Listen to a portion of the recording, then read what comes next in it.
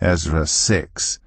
King Darius then issued an order, and they searched in the archives stored in the treasury at Babylon.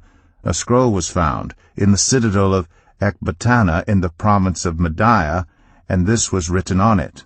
Memorandum. In the first year of King Cyrus, the king issued a decree concerning the temple of God in Jerusalem. Let the temple be rebuilt as a place to present sacrifices, and let its foundations be laid. It is to be 60 cubits high and 60 cubits wide, with 3 courses of large stones and 1 of timbers.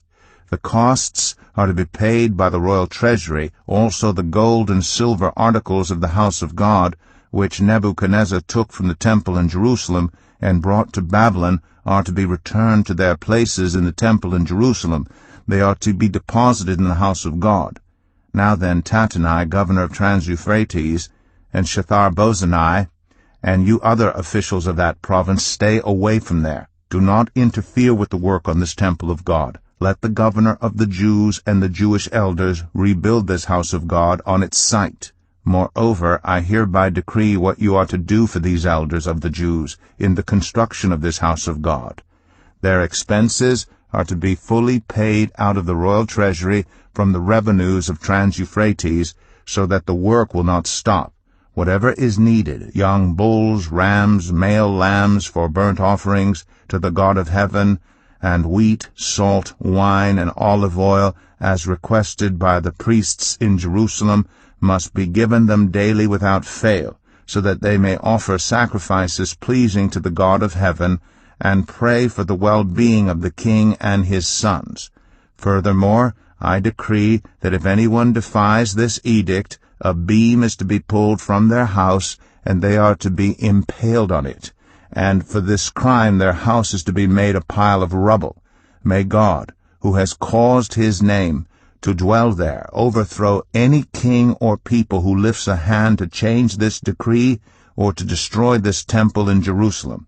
I, Darius, have decreed it. Let it be carried out with diligence.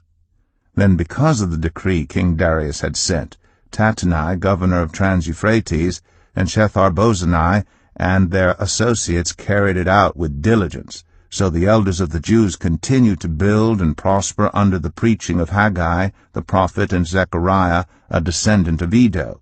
They finished building the temple according to the command of the God of Israel and the decrees of Cyrus, Darius, and Artaxerxes, kings of Persia. The temple was completed on the 3rd day of the month Adar, in the 6th year of the reign of King Darius. Then the people of Israel, the priests, the Levites, and the rest of the exiles, celebrated the dedication of the house of God with joy.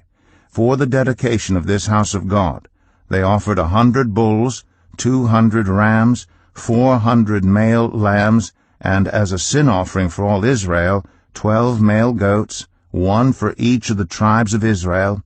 And they installed the priests in their divisions, and the Levites in their groups, for the service of God at Jerusalem, according to what is written in the book of Moses.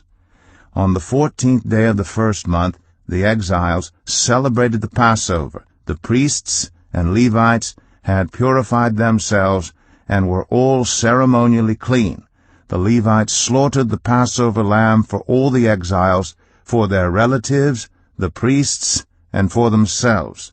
So the Israelites who had returned from the exile ate it, together with all who had separated themselves from the unclean practices of their Gentile neighbors, in order to seek the Lord, the God of Israel.